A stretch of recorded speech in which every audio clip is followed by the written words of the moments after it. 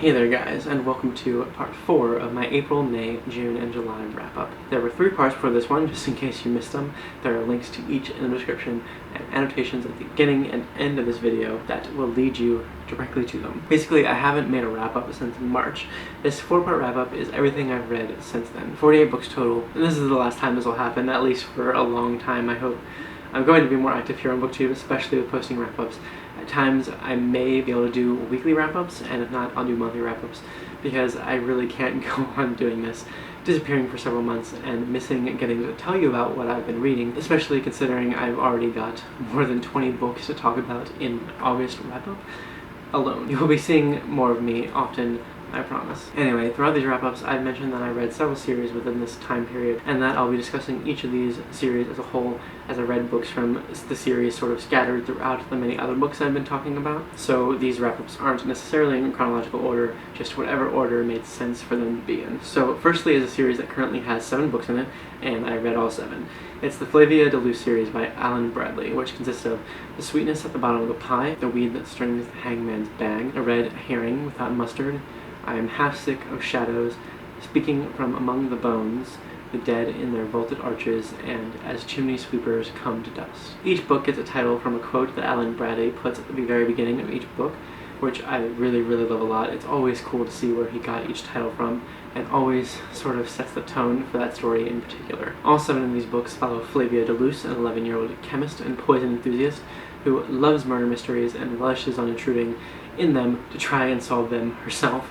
They're all sort of similar in basic premise. Something happens involving someone's murder, and Flavia, through some bizarre happenstances and truly superior meddling, somehow always manages to find herself entangled with it. In the first book, The Sweetness at the Bottom of the Pie, Flavia's father is accused of murdering a man that Flavia finds dying in the cucumber patch of the Deleuze family mansion, Buckshaw. All of these books have these really great murder mystery setups, and they're just so much fun to read.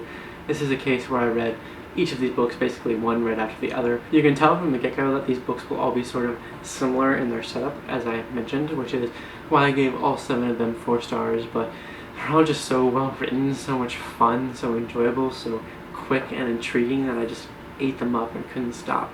It helps so much that I was in such a mood for mysteries at the time, and I still kind of am. I'd love for the 8th book to be out right now. But anyway, Flavia herself is a lot of fun to see from the perspective of. I can totally see how she might get on some people. She might get on your nerves. She got on my nerves a little bit, sure, but after a while, I just loved what Alan Bradley does with her character. You can't help but to be super invested into her and into her life after reading a few of these, and all the other characters too are just so richly written and rounded and detailed. Her 2 older sisters, her father's PTSD-affected longtime friend Dogger, a police officer that Flavia frequently encounters named Inspector Hewitt, and the other cast of characters that sometimes change from book to book. Alan Bradley's writing characterization turned a pretty straightforward mystery story into something that was just so enjoyable and just delightful, really. He makes some seriously great references, has great dialogue and great humor, and just overall really brings these stories to life with his writing. They're all really awesome. I really recommend that you read this series. I think the 4th and 6th books are probably my favorites, and while they all have a sort of similar setup, I'd say that the first 6 books are one sort of story arc, and that the 7th one kind of starts the whole new story arc and period within Flavia's life. So throughout all of July, I was like seriously in the mood for anything related to mysteries, detectives, investigations, crime, just things like that. And this next series is one that I've been wanting to get into for a while now. I think it's just called the Kenzie and Gennaro series. Those are the 2 private investigators that it follows, and it's by Dennis Lehane. I've only listened to the first 2 books so far, A Drink for the War and Darkness Take My Hand, and I'm really liking it so far. I've been getting these on Audible and only have 2 credits a month, so I haven't gotten the next 2 yet, even though I really want to, but they're all set within the backdrop of Boston, and Dennis Lehane really brings the dynamics of this city to life. Everything happening above and below the surface. Dennis Lehane is crazy good with characters and just really gives a deep look into each character's life and personality. Patrick Kenzie, the main character especially, and these are just really dark stories surrounding various things that Kenzie and his partner, Angie Gennaro, are hired to investigate. They're gritty and smart, really gripping.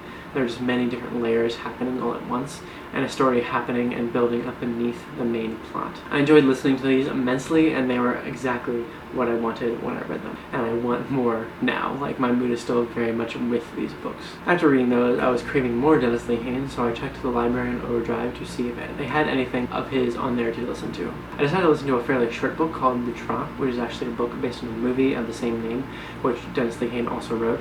I believe he wrote both at the same time, but I haven't seen the movie yet, but I really, really want to, because I really enjoy this a lot. It's about this really very timid, lonely, friendless, very trapped within himself guy named Bob, who bartends at a place his cousin Marv used to own. Cousin Marv is now owned by the Chechen Mafia. It's robbed while Bob is working there one night. Bob finds an almost dead dog in a trash can whose original owner that put him there might not be so friendly, and then the Chechens want their money back. And so Bob's life is just seems to be going more and more downhill. There's just a lot of secrets happening, many circumstances that Bob just seems to find his way into, and it's really, really good. I really liked it a lot. I felt a really good connection to Bob and really appreciated the way his character was written. Like the series I just talked about, this is dark and gritty and gripping, and the ending is really great. I didn't see it coming, and it really made the book that much better. If you like crime stories or thrillers, definitely give this a shot. It's really, really quick and easy to read. Next, I want to talk about Prince of Fools by Mark Lawrence. This is the first book in the Red Queen's War trilogy. I didn't realize that this trilogy actually follows another trilogy, the Broken Empire trilogy, but I don't think not having read that yet really hindered my reading of this at all. But I'd say this is about a 3.5 stars. This book follows an arrogant, selfish, self-absorbed prince named Jalen who reluctantly journeys across the Broken Empire with a Viking character named Snorri that is basically his opposite in order to break a spell. It's pretty straightforward. It's a pretty straightforward and journeying book, and it's pretty humorous and fast-paced.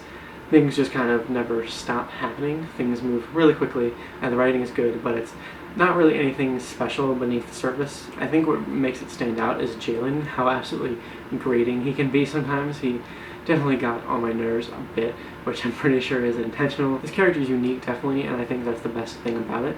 But I didn't really feel a huge connection to his book and had a hard time getting into it.